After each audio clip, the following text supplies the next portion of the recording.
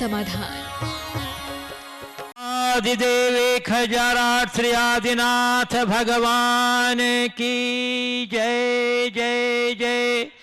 बोलिए संत प्रातः स्मरणीय संत शिरोमणि परम पूज्य 108 आचार्य गुरुवर विद्यासागर जी महामुनिराज की जय जय जय। बोलिए गुणायतन प्रणेता शंका समाधान प्रवर्तक भावना योग प्रवर्तक प्रखर वक्ता परम पूज्य 108 यूनिवर्सिटी प्रमाण सागर जी मुनिराज की जय जय जय। बोलिए परम पूज्य 108 यूनिवर्सिटी अरह सागर जी मुनिराज की जय जय जय। बोलिए परम पूज्य 108 यूनिवर्सिटी अरह सागर जी मुनिराज की जय जय जय। प्रिय दर्शकों, पारस चैनल, जिनवाणी चैनल एवं प्रामाणिक ऐप के माध्यम से प्रसारित होने वाले आज के शंका समाधान के कार्यक्रम से जुड़े सभी दर्शकों का, श्रोताओं का, श्रद्धालुओं का मैं हार्दिक अभिनंदन करता हूं। मैं आपको लिए चलूं शंका समाधान की ओर। इसके पूर्व रोज की तरह हम लोग सर्वप्रथम पूज्य गुरुदेव के मंगल में आशीर्वाद से अपने को अभिषेक करेंगे। तो चलिए हाथ जोड़िए, मस्तक झुकाइए और बोलिए मेरे साथ, नमो गुरुदेव, नमो गुरुदेव, नमो गुरुदेव। बोलिए मुनिवर्षी प्रमाण सागर जी मुनिराज की जय जय जय। प्रिय दर्शकों, जैसा कि आप लोग को विदित है कि पूज्य गुरुदेव का मंगल में विहार कुंडलपुर सी क्षेत्र की ओर हो रहा है। और मैं आपको बता दूं कि पूज्य गुरुदेव के कुंडलपुर प्रवेशोपरांत दिनांक 21 मई को देवाधिदेव शांतिनाथ भगवान के जन्म तप एवं निर्वाण कल्याणक महामहोत्सव के पावन प्रसंग में क्षेत्र पर बड़े बाबा के निकट शांति धारा, बृहद शांति विधान एवं निर्वाण लाडू अर्पण का कार्यक्रम भक्ति भाव से साथ संपन्न किया जाएगा। और इस पूरे कार्यक्रम के अंतर्गत देवादि शांति धारा, बृहद मंत्रों के द्वारा शांति धारा का कार्यक्रम एवं निर्वाण लाडू अर्पण का कार्यक्रम, हाँ, और शांति विधान पूज्य गुरुदेव के मुखारबिंद से उच्चारित मंत्रोच्चार पूर्वक संपन्न किया जाएगा। जो भी महानुभाव इस महामहोत्सव के पुण्यार्जगत का सौभाग्य, हाँ, घर बैठे पुण्यार्जगत का सौभाग्य प्राप्त करना चाहते हैं, वे कमेटी से संपर्क करें शीघ्रता के साथ। मैं आपको संपर्क सूत्र दे रहा हूं, आप उसे नोट कर लीजिए और आप शीघ्रता के साथ उस संपर्क सूत्र से कमेटी से संपर्क करके अपने सौभाग्य को सुरक्षित कीजिए। नंबर है 8109242790। पुनः सुन लीजिए, 8109242790। द्वितीय संपर्क सूत्र है 8319710078। पुनः एक बार सुन लीजिए, 8319710078। और ये सारा का सारा संपूर्ण कार्यक्रम प्रातः 6 बजे से जिनवाणी चैनल के द्वारा प्रसारित किया जाएगा। आप इस कार्यक्रम को घर बैठे देख करके देवाधिदेव शांतिनाथ भगवान के त्रय कल्याणक महोत्सव में अपनी सहभागिता दे करके 7 पुण्य अर्जन करेंगे। बंधुओं, जिस तरह भगवान महावीर जयंती का कार्यक्रम हम लोगों ने पिछले दिनों घर बैठ करके बहुत ही भक्ति भाव से संपन्न किया है, पुनः ये अवसर है, ये चतुर्थ, ये जो हमारा लॉकडाउन चल रहा है उस अवधि में अपनी मानसिकता को बनाने के लिए, सकारात्मकता को बनाने के लिए और भय मुक्त जीवन जीने के लिए ये एक सुंदर अवसर है। इसलिए आप इसको चूकेंगे नहीं और इच्छुक महानुभाव शीघ्रता से संपर्क करें कमेटी से, ताकि आप अपने सौभाग्य। हाँ, अब चलिए, अब मैं आपको लिए चलता हूँ शंका समाधान की ओर। गुरुदेव, प्रथम प्रश्न के लिए हाँ बोलो। राजेश पूनम जैन, पुणे, गुणायतन ट्रस्टी, पूछने गुरुदेव, वर्तमान परिप्रेक्ष्य में बच्चों की स्कूल और कोचिंग की पढ़ाई ऑनलाइन माध्यम से प्रतिदिन 8 से 10 घंटे तक हो रही है, जहां एक और विद्यार्थी इतने समय इंटरनेट, मोबाइल और लैपटॉप का उपयोग करते हैं जिससे उनकी आंखें और स्वास्थ्य प्रभावित होने की आशंका रहती है। वहीं दूसरी ओर स्कूल और कोचिंग सेंटर्स नहीं खुलने के कारण अन्य साधन समझ में नहीं आ रहे हैं। गुरुदेव, इसमें आपका प्रशासन, अभिभावक और विद्यार्थियों के लिए क्या मार्गदर्शन है? देखिए, एक आपातकालिक स्थिति जो वर्तमान की विश्व की दशा है उसे देखकर ऐसा नहीं लगता कि आम दिनों की तरह लोग अब बहुत जल्दी अपना कार्यक्रम बना सकेंगे। कोविड-19 के निमित्त से पूरे विश्व में बदलाव आया है और हमें इस बदलाव को स्वीकारना पड़ेगा। पढ़ाई लिखाई को एकदम बंद कर देना कतई उचित नहीं है, पर पढ़ाई लिखाई के तरीके में बदलाव आया है। अगर ऑनलाइन पढ़ाई किया जा रहा है तो कोई बुराई नहीं है, ये होना चाहिए। जहाँ तक आंखों के खराब होने का सवाल है तो हमें इस तरह के उपकरण रखने चाहिए, डिवाइसेस और गैजेट्स रखना चाहिए जिसका आंखों पर कम से कम प्रभाव हो। छोटे छोटे मोबाइल, सामान्य मोबाइलों पर देखना हमारे स्क्रीन का हमारी आंखों पर असर करता है। अच्छे पर प्रयोग करें ताकि इसका दुष्प्रभाव न पड़े। आज भी बहुत सारे प्रोफेसर्स अपना 12-12, 14-14, 16-16, 18-18 घंटे का समय स्क्रीन पर बिताते हैं। ऐसा नहीं है कि स्क्रीन से आंखें खराब ही हो, पर इसके साथ साथ बच्चों को हमें ये भी समझाने की ज़रूरत है कि वे इस सब तरह के माध्यमों का कितना उपयोग करें। सीमित उपयोग करने में ही सुरक्षा है। पूज्य गुरुदेव, जयपुर राजस्थान से क्रांति कुमार बाकीवाला पूछ रहे हैं गुरुदेव कि मेरा प्रश्न यह है कि तल्लीनता एवं संलीनता दो ध्यान की क्रियाएं हैं, इन दोनों में क्या भेद है? प्रभु भक्ति में कौन सी उत्तम है? क्या प्रतिक्रमण में भी इनमें से एक क्रिया, प्रतिक्रमण भी इनमें से एक क्रिया है? यदि है तो इसका उन क्रियाओं से क्या संबंध है? कृपया यह भी बताने आकर्ष करें कि क्या मन से शरीर को अलग किया जा सकता है, तो कैसे? तल्लीनता और संलीनता ध्यान की दोनों प्रक्रिया हैं। आपने दोनों में पहले तो अंतर पूछा है। सामान्य रूप से तल्लीन होना यानी तन्मय हो जाना और संलीन होना यानी उसमें डूब जाना। ऊपरी तौर पर देखा जाए तो अर्थ में कोई अंतर नहीं है। तत्व में लीन होना या सम्यक रूप से लीन हो जाना, ये दोनों एक अर्थ में है। लेकिन इसे जब हम दूसरे तरीके से व्याख्यायित करें तो इस तरीके से कह सकते हैं कि मन का एकाग्र और तन्मय हो जाना तल्लीन है और विचारों का एक में लीन हो जाना संलीनता है। दोनों अलग अलग भूमिकाओं में है। एकाग्रता की भूमिका को पाकर के तल्लीन होना और सारे विचारों से मुक्त होकर संलीन हो जाना, ये दोनों अलग अलग भूमिका है जो उत्तर की भूमिका है। जहाँ तक प्रतिक्रमण आदि की बात है, ये हमारी तल्लीनता में बहुत कारगर है और यही तल्लीनता आगे चलकर संलीनता में बदल सकती है। इसलिए हम अपने प्रतिक्रमण आदि की क्रियाओं को इनके माध्यम से कर सकते हैं जो धीरे धीरे हमारे विचारों और विकल्पों को समाप्त करने में कारण बन सकते हैं। पूज्य देव श्री सुशील कुमार जैन, अध्यक्ष अक्षय छेद पटेरिया जी, गढ़ा कोटा, कह रहे हैं गुरुवर, वर्तमान में पूरे विश्व में कोरोना वायरस का प्रकोप बढ़ रहा है, भारत में भी लगातार बढ़ रहा है। वैज्ञानिकों ने पूरे वर्ष इसका प्रभाव रहने की आशंका जताई है।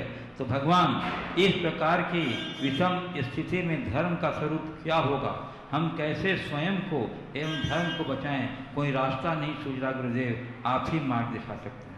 देखिए, धर्म के स्वरूप में यथकिंचित बदलाव होगा, लेकिन ऐसा नहीं है कि हमारे धर्म स्थान हमेशा हमेशा के लिए बंद कर दिए जाएंगे, और न ही ऐसा करना चाहिए। अभी तात्कालिक रूप में धर्मस्थलों को बंद किया गया है, लेकिन मैं ये चाहूँगा कि जैसे सरकार ने देश की स्थिति को देखते देखते अपनी गाइडलाइन निश्चित करते हुए अन्य चीज़ों में छूट दी है, वैसे धार्मिक स्थलों और पूजा स्थलों में भी छूट देना चाहिए। क्योंकि धार्मिक स्थल और पूजा स्थल ऐसे माध्यम है जहाँ व्यक्ति अपने मन के सारे विकल्प को दूर कर सकता है, मन को शांति पा सकता है, संबल पा सकता है। पूजा और प्रार्थना के बल पर ही हम अपने जीवन को सुखी बना सकते हैं। इसलिए लंबे समय तक पूजा स्थलों को बंद करने का न तो मुझे सरकार की मंशा दिखती है, न ही उसका औचित्य है। ऐसा होना भी नहीं चाहिए। जब शराब जैसी दुकानें खुलने लगी है तो भगवान का दरबार तो खुलना ही चाहिए। राम जाम से ऊपर है, हमें इस बात का ध्यान रखना चाहिए। आज जाम राम पर हावी हो गया है, हमें राम की तरफ ध्यान देना है। सरकारें उसके लिए कुछ गाइडलाइन बनाए और धार्मिक जनों को ये सुनिश्चित करना होगा कि जैसे हम बाजार में जाते समय, अन्य कार्य करते समय सावधानी रखते हैं, वैसी सावधानी अपनी पूजा उपासना के साथ करें, तभी हमारे ये धर्मस्थल सुरक्षित रहेंगे। अभी तो एक समस्या और उभरने लगी है कि धर्मस्थलों के निरंतर बंद होने से उनके रखरखाव की व्यवस्थाएं भी खत्म हो गई। उनकी आवक भी समाप्त हो गई है। तो इससे धर्म के रथ को रोकना कतई उचित नहीं होगा। हमें इस पर पुनः विचार करना चाहिए और ये बात सरकारों तक पहुंचनी चाहिए ताकि वे एक व्यवस्थित गाइडलाइन बनाकर धर्म स्थलों को धीरे धीरे क्रमशः खोलना शुरू करें। पूज्यदेव, जयपुर राजस्थान से बालकृष्ण शर्मा पूछ रहे हैं, गुरुदेव हमारे देश के प्रधानमंत्री ने स्वदेशी वस्तुओं का उपयोग करने के लिए बोला, परंतु गुरुदेव स्वदेशी वस्तु इतनी ज़्यादा मूल्यवान है कि कोई साधारण व्यक्ति इसको खरीद नहीं सकता। स्वदेशी वस्तुएं विदेशी वस्तुओं की अपेक्षा बहुत ज़्यादा कीमती हैं, तो ऐसे में हम क्या करें गुरुदेव, संकट का समाधान करें? धीरे धीरे स्वदेशी को इतना बढ़ावा दीजिए कि वो सुलभ भी हो जाए और उसका सस्ता भी हो जाए, तो चीज़ें होगी। एक सोच रखनी चाहिए कि हम विदेशी चीज़ें सस्ती लेते हैं तो भी देश का उसमें हित नहीं, और स्वदेशी चीज़ें महंगी भी लेते हैं तो हमारे देश के काम में आती है। तो यदि हम देश के विकास के लिए अपने योगदान के रूप में भी थोड़ी सी महंगी चीज़ों को ही क्यों ना हो प्रारंभ में लें, तो इससे धीरे धीरे हमारी देश की समृद्धि बढ़ेगी और हम आत्मनिर्भरता की दिशा में आगे बढ़ सकेंगे। पूज्यदेव, श्री मुकेश कीर्ति जैन, मेट्रो दिल्ली गुणाचन ट्रस्टी, नमोस्तु करते हुए पूछ रहे हैं, गुरुदेव ये शंका मेरी एक विदेशी मित्र की है कि हम भावना योग के दौरान अगर भावनाओं को अंग्रेजी में बोलते हैं, जैसे कि I am a powerful soul और पीसफुल सोल, तो क्या इससे भावना योग के फायदे में कोई फर्क पड़ेगा या नहीं? देखिए, भावना का संबंध भाषा शब्दों से नहीं, भाषा से नहीं, हमारे भावों से। और आप जिस भाव में अपने भाषा को अच्छे से कह सकते हैं वैसा प्रकट करके करें और उसी अनुरूप भावना योग को किया जा सकता है। लेकिन अपनी मातृभाषा का प्रभाव बिल्कुल अलग होता है, और ख़ासकर हम जब मातृभाषा में संस्कृत के शुद्ध मंत्रों के साथ प्रयोग करते हैं तो उसका फोनेटिक असर होगा, वो हमारे सबकॉन्शियस में ज़्यादा स्थायी असर दे सकेगा। जिनकी जो मातृभाषा है उन्हें भावना योग उसी में करने का प्रयास करना चाहिए। सूर्यदेव, कमल भूषण जैन जयपुर से पूछ रहे हैं कि गुरुदेव अगर किसी मंदिर जी में गर्भगृह नहीं बना हुआ है और उस बेदी जी के सामने औरतें पूजा करती हैं खड़े होकर, तो ये कहाँ तक उचित है? कृपया मार्गदर्शन करें। गर्भगृह नहीं बना है, औरतें पूजा करती तो पूजा करने दीजिए, उनसे रोकने का तो कोई है ही नहीं। हमारे यहाँ हर जगह ये बताया गया स्त्री या पुरुष गर्भगृह को शुद्ध रखना चाहिए। शुद्ध वस्त्र पहने हुए व्यक्ति ही गर्भगृह के अंदर प्रवेश करते हैं, पर जब आपका गर्भगृह ही नहीं है तो आप क्या कर सकते हैं? तो हमें उन मंदिरों में पहले गर्भगृह का विस्तार करना चाहिए। पूज्यदेव, पुणे महाराष्ट्र से कुमारी परिधि जैन पूछ रही है, गुरुदेव मेरा प्रश्न है कि मुसीबत में धर्म, कर्म एवं भगवान, इनमें से कौन हमारे लिए सबसे ज़्यादा सहायक होता है? मुसीबत में धर्म, कर्म और भगवान, इनमें कौन से सबसे ज़्यादा सहायक है? मैं तो कहता धर्म को आत्मसात कर लो, सब सहायक होगा। धर्म तुम्हारे हृदय में होगा तो तुम मुसीबतों में स्थिरता रखने में समर्थ हो सकोगे, तभी तुम्हारे कर्म सुधर रख सकेंगे और ऐसे ही व्यक्ति का उद्धार भगवान कर सकेंगे। पूज्यदेव, रायपुर छत्तीसगढ़ से प्रदीप कुमार जैन पूछ रहे हैं, गुरुदेव विगत दिन 15 मई को विश्व परिवार दिवस घोषित किया गया जो पूरे विश्व में मनाया गया। दैनिक विश्व परिवार झांसी रायपुर आज के दिवस में, इस दिवस में आपके श्री चरणों में नमस्कृत करते हुए जानना चाहता है कि कोरोना काल में विश्व परिवार की भावना का महत्व सभी ने महसूस किया है। वर्तमान स्थिति में विश्व परिवार की अवधारणा कैसी होनी चाहिए, साथ ही जैन धर्म के सिद्धांतों को विश्वव्यापी प्रचार का यह सर्वाधिक उपयुक्त किस प्रकार हो सकता है और समाज को करना चाहिए, कृपया इस दिशा में अपना मार्गदर्शन दें। देखिए, भारत की संस्कृति तो विश्व को एक परिवार के रूप में देखने की रही है। वसुधैव कुटुम्बकम की उक्ति यहाँ युग युगांतरों से चरितार्थ रही। विडंबना यह है कि अब विश्व को एक परिवार मानने की जगह जब से ग्लोबलाइजेशन और भूमंडलीकरण हुआ है तब से विश्व एक बाजार बन गया। कोरोना की इस महामारी ने बता दिया कि आखिर कुछ भी हो, परिवार से बड़ा कुछ नहीं है। तो हमें परिवार के साथ अपना तालमेल बनाना चाहिए, और जब तक हम अपने परिवार को नहीं समझेंगे तब तक औरों के साथ हम अपने परिवार जैसे संबंध नहीं बना पाएंगे। हमारी संवेदना बढ़नी चाहिए, संवेदना व्यापक होनी चाहिए, सहअस्तित्व की भावना विकसित होनी चाहिए। विश्व को हम एक परिवार की तरह तभी देख पाएंगे जब हम परस्परता, बंधुत्व, आत्मीयता और प्रेम जैसे उदात्त जीवन मूल्यों को प्रमुखता देंगे, आत्मसात करेंगे, जो हमारी भारत की संस्कृति की मूल अवधारणा रही है और हमें उसके अनुरूप चलना चाहिए। पूज्य गुरुदेव, मिर्जापुर और जबलपुर यूपी से रितुषा एम सुवस जैन नमस्ते कहते पूछ रहे गुरुदेव, कोरोना आपदा प्रबंधन टीम द्वारा यह कहा जा रहा है कि कोरोना संकट आने वाले समय में और भी बढ़ेगा।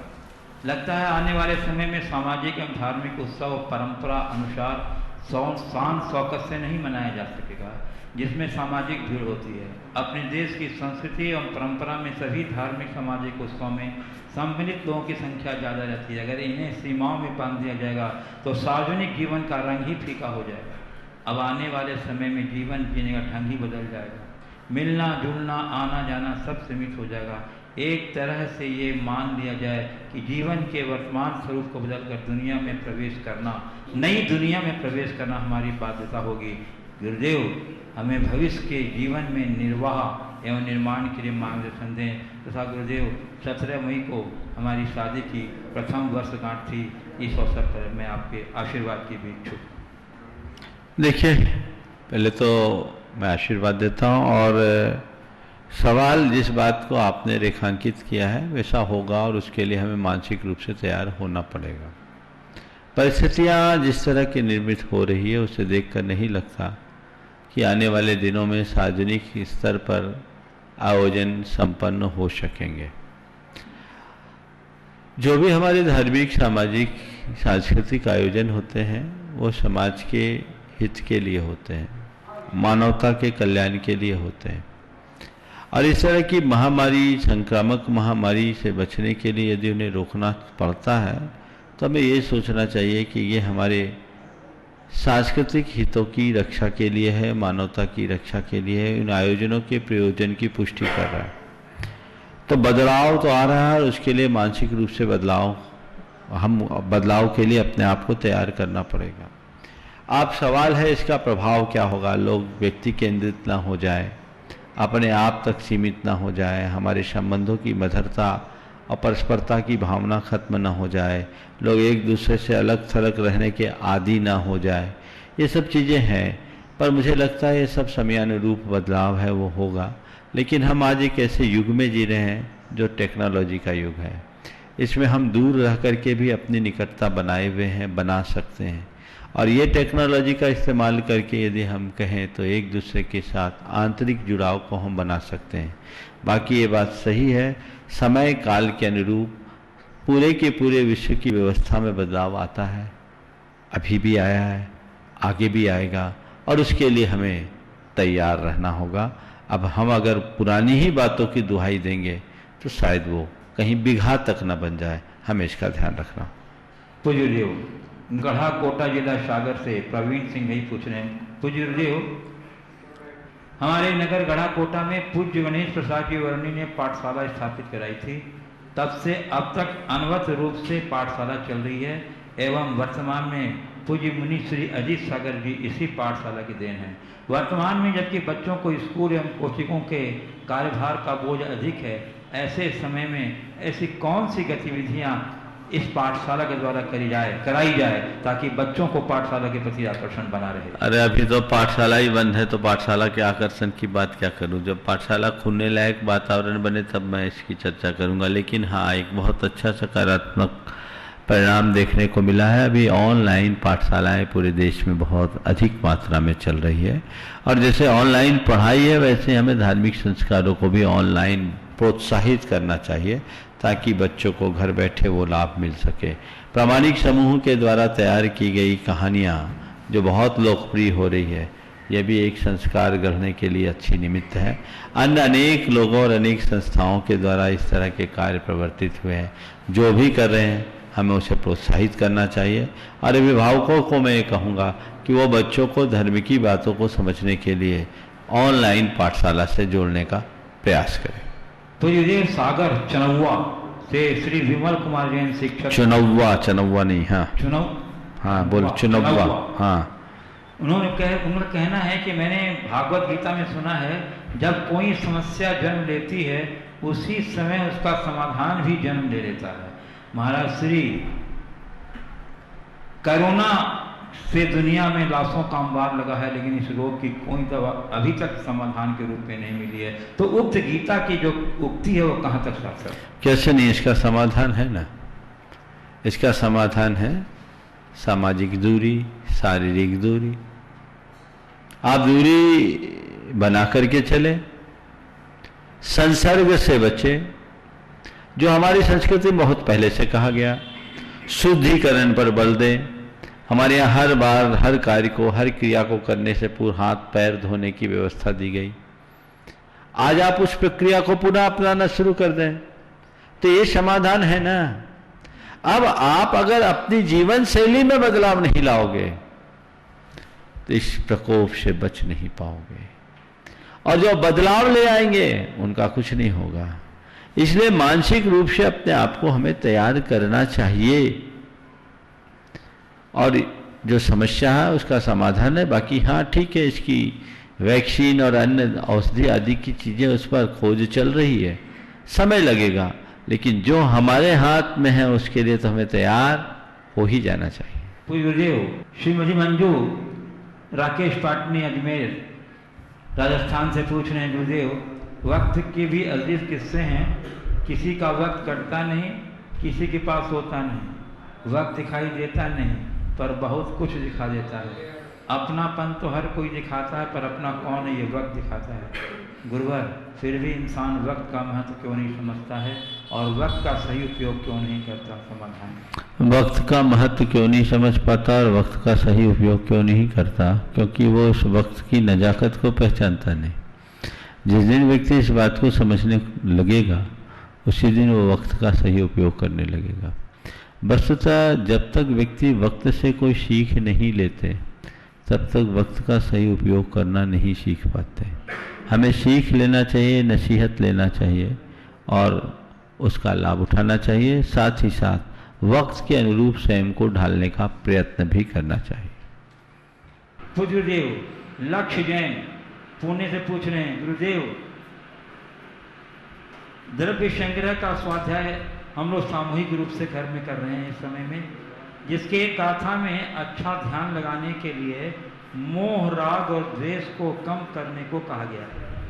गुरुदेव मेरी शंका यह है कि विशेषकर इन तीनों की ही ध्यान में बाधा क्यों बताया गया है, अन्य कसाई को क्यों नहीं? बहुत अच्छी बात है। जैन परंपरा में ध्यान के विषय में एक बहुत अच्छी बात कही गई कि यदि तुम अपने जीवन में ध्यान में स्थिर करना चाहते हो तो माँ मुझा माँ रज्जा माँ दुस्सा इठन अत्यसु थिर मिच्छा जय चित्तम विचित्र ध्यान प्रसिद्धि।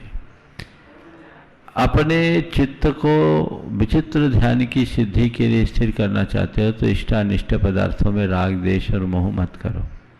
वस्तुतः राग, देश और मोह ये तीन ऐसे प्रबल कारण हैं जो हमारे चित्त को व्यग्र करते हैं। इनमें सारी कसाएं भी आ जाती हैं, मन के सारे विकार आ जाते हैं। यदि हम तटस्थता बना करके रखें तो हमारा मन निर्मल होगा, और इसके लिए एक ही उपाय बताया, माँ मुझा माँ चिट्ठा माँ जंपा माँ चित्त किम विजयन हो थिरो अपा अपम्मिरवो इनमेव हवै परम ध्यानम। कि यदि तुम परम ध्यान को प्राप्त करना चाहते हो तो माँ चिट्ठा कोई चेष्टा मत करो, माँ जंपा कुछ बोलो मत, माँ चित्त कोई चिंतन मत करो। चेष्टा नहीं, चर्चा नहीं, चिंतन नहीं। अपा अपम्मिरवो, आत्मा को आत्मा में ही रत रखो, यही परम ध्यान है। लेकिन हमारे मन में इष्टानिष्ट कल्पना, विकल्प हमारे राग, देश और मोहजन्य संस्कार के कारण आते हैं। उनको हम जैसे जैसे कम करेंगे हमारे जीवन का पथ वैसे ही प्रशस्त होगा। फिरोजाबाद उत्तर प्रदेश से उज्जवल जैन पूछ रहे हैं, गुरुदेव हम बच्चे जब छोटे होते हैं हमारे विचार और क्रियाएं निश्चल होती हैं, जैसे जैसे बड़े होते हैं दुनियादारी चक्कर में पड़ते हैं, विचार और क्रियाएं दूषित होने लगते हैं। गुरुदेव दुनियादारी में रहकर भी अपने मूल स्वभाव को बचाकर कैसे रखें? उज्जवल जैन डेवलपमेंट ऑफिसर LIC। दुनियादारी में रहते हुए भी मूल विचारधारा को कैसे सुरक्षित रखें। एक बड़ी उक्ति है, घिरे रहो परिवार से पर भूलो न ये विवेक, आया एक का एक था अंत एक का एक। सबके बीच में रहते हुए भी स्वयं में रमे रहने की ये बहुत बड़ी विधा है, कला है। हम सबके बीच रहें, स्वयं में रमें, कर्तव्य या दायित्व मान करके कार्य करें, आसक्त होकर नहीं। मेरा ये कर्तव्य है, मेरे लिए ये दायित्व है, उसके अनुरूप हम काम कर लें, लेकिन उसमें उलझे नहीं। जीवन के विकास का यही आधार है। पूज्य देव Omkar Jain, Dallas Texas United State से पूछ रहे हैं। गुरुदेव, आप कहते हैं कि आपके द्वारा लिए गए फैसलों से आपका भविष्य तय होता है, पर अगर आपके द्वारा लिया गया फैसला गलत हो जाए, मसलन आप एक अच्छी नौकरी कर रहे हैं पर आपने बिजनेस करने का फैसला किया और आपका बिजनेस फेल हो गया और अब आप नौकरी से भी हाथ धो बैठे, क्या यह फैसले बदले जा सकते थे या नहीं? क्या हमारे द्वारा लिया गया हर फैसला पहले से ही तय होता है? कृपया समाधान। देखिए, ये बात सही है कि हमारे द्वारा लिया गया फैसला सही ही हो, ये कोई ज़रूरी नहीं, और हमारे द्वारा लिए गए फैसले पहले से ही तय हो, ये भी कोई ज़रूरी नहीं। हम जीवन में आगे बढ़ने वाले अनेक लोगों के जीवन में जब झांक कर देखते हैं तो देख पाते हैं कि उनके कई फैसले और निर्णय ऐसे थे जो गलत थे, लेकिन उनने बाद में उस गलत का अंजाम भोगने के बाद भी अपने जीवन को सफलता के शिखर पर चढ़ाया। ये हमें कभी नहीं सोचना चाहिए कि हमने कोई गलत निर्णय ले लिया तो उसका खामियाजा हमें भोगना ही पड़ेगा। कई बार ऐसे अनुभव आते हैं कि गलत निर्णय से भी लोग नसीहत लेते हैं और आगे अच्छा निर्णय लेने में समर्थ हो जाते हैं। एक युवक एक सफल व्यक्ति से पूछा कि आपकी सफलता का राज क्या है? उसने जवाब दिया, सही निर्णय। आपकी सफलता का राज क्या है? जवाब दिया, सही निर्णय। पूछा, सही निर्णय की क्षमता आपके पास कैसे आई? उसने जवाब दिया, अनुभव। अनुभव से सामने वाला हैरान हो गया, सही निर्णय का अनुभव कैसे आया? उसने जवाब दिया, गलत निर्णय। पूछा, सफलता का राज क्या? बोला, सही निर्णय। सही निर्णय लेने की क्षमता कहां से आई? उसने कहा, अनुभव। पूछा, अनुभव कैसे पाया? उत्तर दिया, गलत निर्णय। सामने वाला आश्चर्यचकित, गलत निर्णय से सही निर्णय लेने का अनुभव आपने कैसे पाया? बोला, मैंने अपने हर गलत निर्णय की समीक्षा की और आगे उसकी पुनरावृत्ति न करने का निर्णय लिया। नतीजा, मैं सही निर्णय लेने का अनुभव पा लिया। तो गलत फैसले भी हमें आगे बढ़ने के लिए निमित्त बन सकते हैं। जहां तक रहा कि हमारे सारे फैसले पहले से तय हैं, ऐसी बात नहीं है। हमें तो ये चाहिए कि इतना कॉन्फिडेंस और आत्मविश्वास होना चाहिए कि अपने गलत कदम को भी हम सही साबित करने में समर्थ हो जाएं। मैंने सुना है सागर विश्वविद्यालय के संस्थापक सर हरि सिंह गौर एक केस के मामले में बहस कर रहे थे। संयोग कुछ ऐसा हुआ कि वो फाइल को देख नहीं पाए और कोर्ट में खड़े हो गए और वो अपने ही क्लाइंट के अगेंस्ट आर्गुमेंट करने लगे।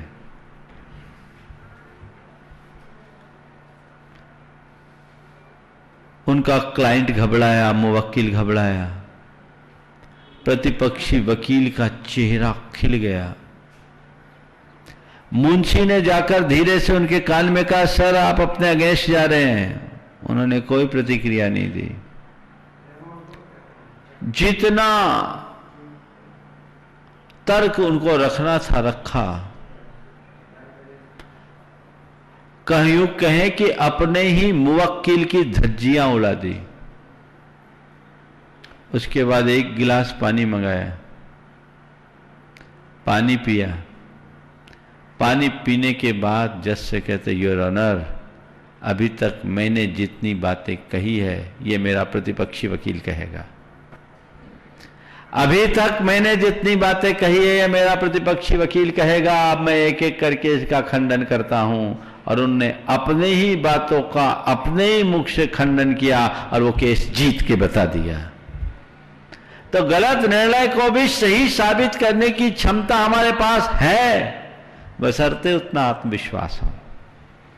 आपने अपने नौकरी और व्यापार से संबद्ध बात की है, घबराना नहीं चाहिए। अगर आपने निर्णय ले लिया, निर्णय लेने से पूर्व विचारना चाहिए, निर्णय लेने के बाद नहीं तो न इधर के रहेंगे न उधर के। कहते दुविधा में दोनों गए, माया मिली न राम। अगर आपने नौकरी छोड़ करके व्यापार करने का निर्णय ले लिया है तो जो छूट गई उसको भूल जाओ, जो सामने उसको देखो कि अब व्यापार में मुझे सफलता कैसे पानी है। हो सकता है शुरुआत में कुछ झटके खाने पड़े, हो सकता है शुरुआत में वांछित परिणाम न मिले, पर हताश मत हो। निरंतर प्रयास करते रहे। बार बार के प्रयास और प्रयत्न से ही मनुष्य अपने लक्ष्य को प्राप्त कर पाता है। इसलिए सतत चलते रहें, सतत चलते रहें। विफलता ही सफलता का मार्ग देगी। पूज्य बिनौली बागपत उत्तर प्रदेश से नितिन जैन पूछ रहे हैं, गुरुदेव किसी ने क्या खूब कहा है कि पीपल के पत्तों जैसा मत बनिए जो वक्त आने पर सूख कर गिर जाते हैं।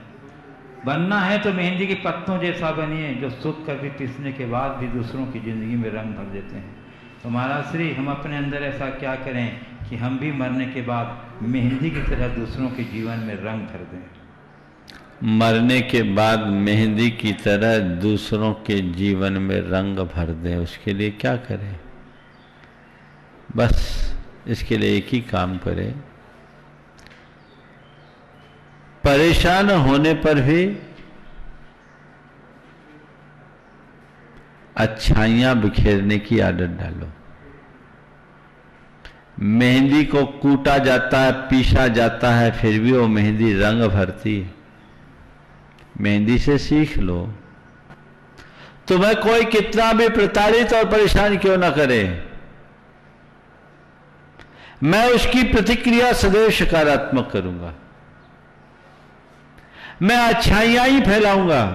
ये मेरा संकल्प होना चाहिए। और यदि ऐसी सोच बना करके चलेंगे तो दुनिया में कहीं भी क्यों न चले जाएं, सब जगह आप अच्छाइयों का रंग भरेंगे।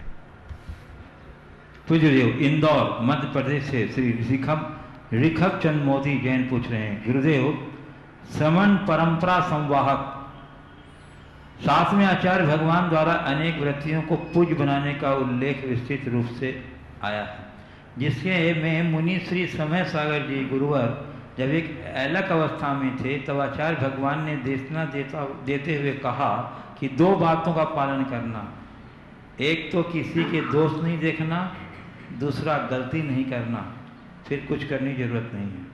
आचार्य वर ने सूत्र दिया है जो बहुत सार्वगतिक है, परंतु गुरुदेव मेरी उत्सुकता है कि इन दो बातों में से कौन सी शक्ति है जो व्रति को आत्मोपलब्धि प्राप्त हो जाती है। मेरी विनती कि इसके परोक्ष लाभ आचरण में कैसे उद्घाटित हो, इस पर कुछ अपना विस्तार। देखिए, प्रश्न जिस तरीके से उपस्थित किया उसका कोई तारतम्य समझ में नहीं आ रहा, फिर भी आपने जो सवाल किया है, आचार्य गुरुदेव ने जो मार्गदर्शन दिया, दोष नहीं देखना और गलती नहीं करना, ये मार्गदर्शन उन्होंने हमेशा सबको दिया है और जीवन की उन्नति का ये आधार है।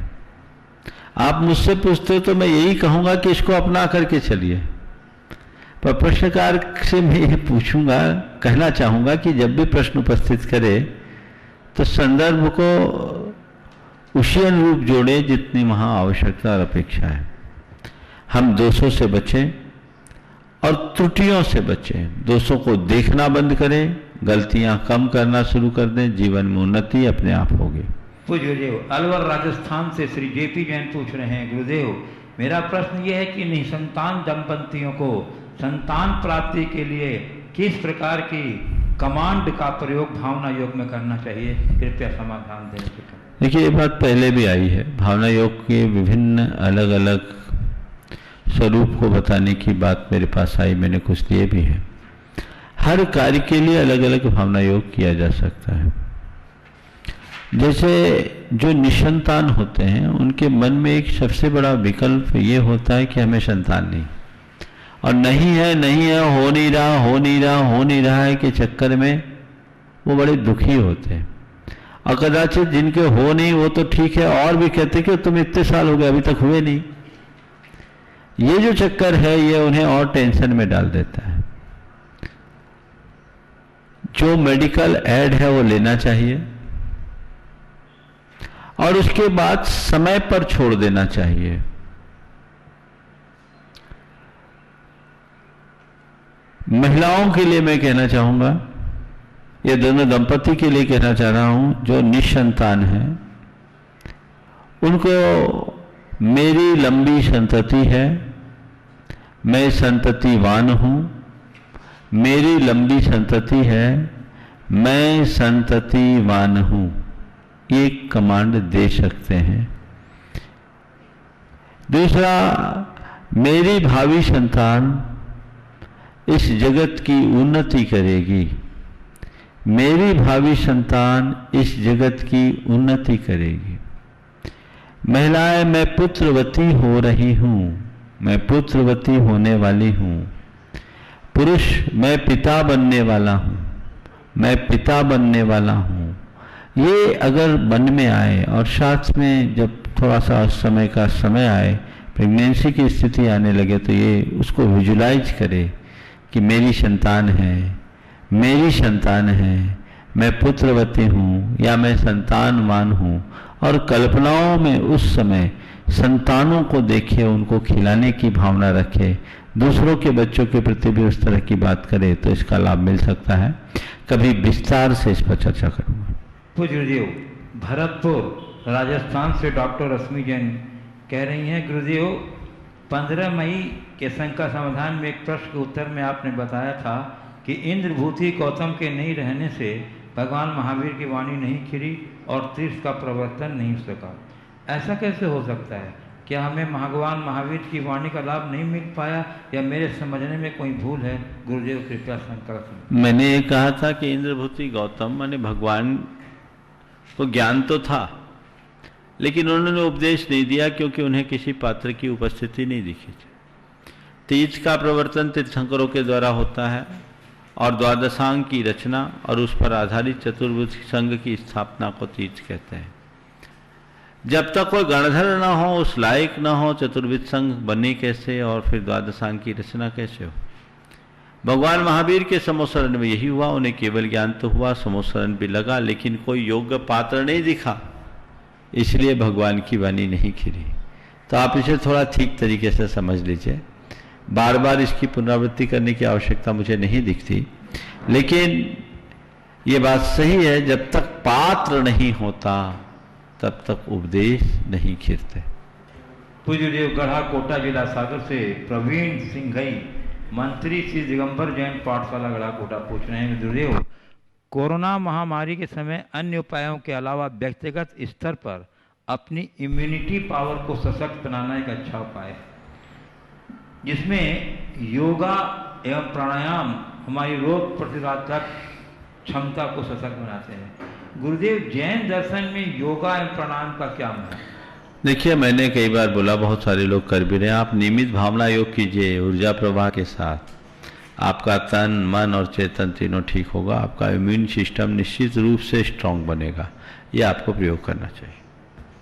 पूज्यदेव, देवास से अभिषेक जैन पूछ रहे हैं, गुरुदेव मेरी शंका यह है कि कोई मुझसे सवाल पूछता है और उसका आंसर भी मुझे पता होता है, पर फिर भी मैं कॉन्फिडेंस के साथ उसका उत्तर नहीं दे पाता हूँ। महाराज जी, ऐसा क्यों? ऐसा क्या करूँ जिससे मैं कॉन्फिडेंस के साथ लोगों को उत्तर दे सकूँ? कुछ दिन मेरे पास आओ, जैसे मैं कॉन्फिडेंस के साथ उत्तर देता हूँ, उत्तर देने का लक्ष्य रखो। सबसे बड़ी बात एक दुर्बलता होती है, पता नहीं मैं उत्तर दे पाऊंगा या नहीं दे पाऊंगा। मन में विश्वास जगाना चाहिए। आत्मविश्वास जगने से काम होता है। जो भी उत्तर हो, क्या होगा, ज़्यादा से ज़्यादा गलत ही तो होगा। और आप एक प्रयोग करो, उत्तर कोई पूछे 2 और बाद में देखो 10 उत्तर में से कितने सही होते हैं।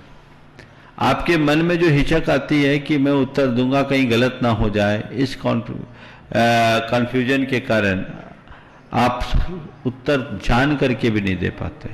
मैं कहता हूं गलत ही सही दे दो और उसके बाद 10 उत्तर की समीक्षा करो। आप पाओगे कि 10 में से 7 उत्तर सही थे, यानी 70% उत्तर दे देना तो बहुत अच्छी बात है। अगर बार बार आप ऐसा करना शुरू करोगे तो आपका कॉन्फिडेंस बिल्टअप होगा। तो पहली बात, आप उत्तर दें और उत्तर देने के बाद नोट करें, उसकी समीक्षा करें, देखें कि मेरे उत्तर देने की क्षमता कैसे बढ़ रही है। जो गलत उत्तर हो जाए उस विषय में निर्णय लें कि आने वाले दिनों में जब भी कभी ऐसा प्रसंग होगा मैं ऐसा उत्तर नहीं दूंगा, और सही उत्तर हो तो उसके लिए सोचे कि मैं ऐसा ही उत्तर दूंगा। एक तरीका तो ये है। और दूसरी बात, अपने दिमाग में, अपने सबकॉन्शियस में एक कमांड डालें, मैं उत्तर दे सकता हूँ, मैं उत्तर दे सकता हूँ, मैं उत्तर दे सकता हूँ। ये कमांड अगर आप मन में डालेंगे तो आपको निश्चित उसका लाभ मिल सकेगा। तो जो बेंगलोर कर्नाटक से सरला जैन कह रही हैं, गुरुवर हमारे पंच परमेष्ठी में से एक उपाध्याय परमेष्ठी का स्वरूप लुप्त क्यों होता जा रहा है? इतिहास में भी कोई बहुत उल्लेखनीय उपाध्याय नहीं हुए, फिर उन्हें हमारे मूल मंत्र में इतनी महत्ता क्यों दी गई?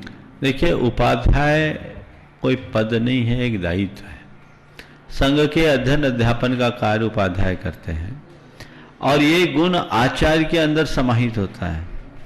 वो आचार्य भी होते हैं, उपाध्याय भी होते हैं, साधु भी होते हैं। तीनों गुण आचार्य में होते हैं। हमारी पूरी आचार्य परंपरा में उपाध्यायों जैसा दायित्व करने वाले मुनि भी आचार्य रहे हैं और वो आचार्यत्व और उपाध्यायत्व दोनों का निर्वाह करते रहे। जैसे वर्तमान में हमारे गुरुदेव इतने बड़े संघ में वो आचार्य होने के साथ साथ उपाध्याय का भी दायित्व निभा रहे हैं, आज भी निभा रहे हैं। इसलिए अलग से उपाध्याय की जरूरत नहीं पड़ी, पर उपाध्याय परमेष्ठी का स्वरूप तो सुनिश्चित है, क्योंकि अध्ययन अध्यापन का कार्य करने और कराने वाले उपाध्याय हैं, समय समय पर रहे हैं और बहुत सारे रहे भी होंगे। उनकी चर्चा भले नहीं आई क्योंकि वो आचार्य की छत्र छाया में रहे और संघ के नायक के रूप में आचार्य के रहने के कारण चर्चा में उल्लेख केवल आचार्यों का रहा होगा, ऐसा समझ करके चलना चाहिए। पर कोई जरूरी नहीं कि उपाध्याय हो ही तभी उपाध्याय परमेष्ठी का स्मरण करें। हम आचार्य में भी तीनों परमेष्ठी का स्मरण कर सकते हैं। बंधु, ये मेरा बड़ा सौभाग्य है कि 17 वर्षों के अंतराल के उपरांत बड़े बाबा के चरणों में जाने का सुअवसर मुझे मिल रहा है। मेरे मन में बड़ी उमंग है, क्योंकि बड़े मंदिर, नए मंदिर में विराजमान होने के बाद बड़े बाबा के दर्शन करने का प्रथम अवसर मुझे मिलने जा रहा है। मैं बहुत जल्दी से जल्दी पहुंचने की मानसिकता में हूं और कल की सुबह बड़े बाबा के चरणों में बीते ऐसा मनोभाव लेकर के चल रहा हूं। परसों की वो मेरे जीवन का बड़ा मौलिक क्षण होगा। 17 वर्ष पूर्व छोटे बाबा के दर्शन बड़े बाबा के चरणों में ही किए थे। अब छोटे बाबा तो नहीं, लेकिन उनका आशीर्वाद मेरे साथ है। बड़े बाबा के चरणों में जाने का सुयोग मिल रहा है। आप सबसे मेरा ये कहना है कि आप सब भीड़ नहीं लगाएंगे। कुंडलपुर के ऐसे भी रास्ते बंद हैं, इसलिए बाहर के लोग कोई कुंडलपुर की ओर नहीं आएंगे। नहीं तो ये सोच रहे कि महाराज श्री कुंडलपुर की ओर पहुंच रहे हैं तो वो आप भीड़ बढ़ा दें। मुझे पता नहीं कल सुबह पहुंच पाऊंगा या शाम को, लेकिन कल गुरु बड़े बाबा के चरणों में उपस्थित होऊंगा, ये पूरा मन है और निश्चय है। इसलिए आप सबसे मेरा ये कहना है कि भीड़ नहीं लगाएंगे, आज की जो व्यवस्था उसके अनुरूप चलेंगे। परसों का दिन बड़ा मौलिक दिन है। शांतिनाथ भगवान के 3 कल्याणकों का शुभ अवसर सबको प्राप्त हो रहा है। शांतिनाथ भगवान के जन्म, तप और निर्वाण कल्याणक का आयोजन पूरे विश्व में बड़े धूमधाम से मनाया जाता है। बहुत सारे लोग समेत शिखर जी में जाकर के उनके चरणों की वंदना भी करते हैं, लोग पूजा अर्चा भी करते हैं, मंडल विधान भी करते हैं। लेकिन इस बार यह अवसर आप सबको वर्तमान की व्यवस्था के कारण साक्षात नहीं मिल रहा है, पर यह अवसर आपको कुंडलपुर के बड़े बाबा के सानिध्य में मिलेगा। यहाँ के आयोजकों ने अभी ये तय किया, हमसे अनुरोध किया कि महाराज जी आपके सानिध्य में हम लोग ये आयोजन अत्यंत संक्षिप्त रूप में जो 1-2 आयोजक रहेंगे, भगवान का अभिषेक जो नित्य होता है, शांति धारा, शांति विधान और निर्वाण लाडू, ये चारों क्रियाएं पूजन के साथ वहाँ संपन्न होगी। ये बड़ा अवसर है और इसे चैनल के माध्यम से प्रसारित करने का भी निर्णय यहाँ की समिति ने लिया है। सभी लोग सुबह 6 बजे से शांतिनाथ भगवान के निर्वाण महामहोत्सव में अपनी सहभागिता देंगे, जो कार्यक्रम अपने तय समय पर पूरा हो जाएगा। लगभग 6 बजे से 8:20 तक मंत्र जाप, निर्वाण कल्याणक, निर्वाण लाडू, शांति धारा सब हो जाएगी। आप लोग इतने दिनों से नित्य शांति मंत्र की जाप कर रहे हैं, शांतिनाथ भगवान के निर्वाण कल्याणक के दिन उसे और विशेष रूप से करना है। तो सभी लोग अपना मानस बनाकर रखें और इसकी सूचना सभी लोगों को दे दें, ताकि लोग चैनल के माध्यम से इसका लाभ ले सके और अपने जीवन में कुछ अच्छा घटित कर सके। और उसके बाद 22 तारीख को गुरु नाम गुरु ज्ञान सागर जी महाराज की संलेखना दिवस भी है, उनका समाधि दिवस है, क्योंकि जेठबदी अमावस्या को ज्ञान सागर जी महाराज का स्वर्गारोहण हुआ था, उनकी संलेखना समाधि हुई थी। उसकी भी रूपरेखा जैसे आगे बनेगी आप सबको बता दी जाएगी। आप खूब उत्साह, उमंग और उल्लास के साथ इस आयोजन में अपनी सहभागिता दिखाएं, घर बैठे पूर्ण आनंद लें, शांतिनाथ भगवान की आराधना करते हुए विश्व की शांति की मंगल कामना, जिसकी आज सबसे ज्यादा आवश्यकता है। ओम शांति।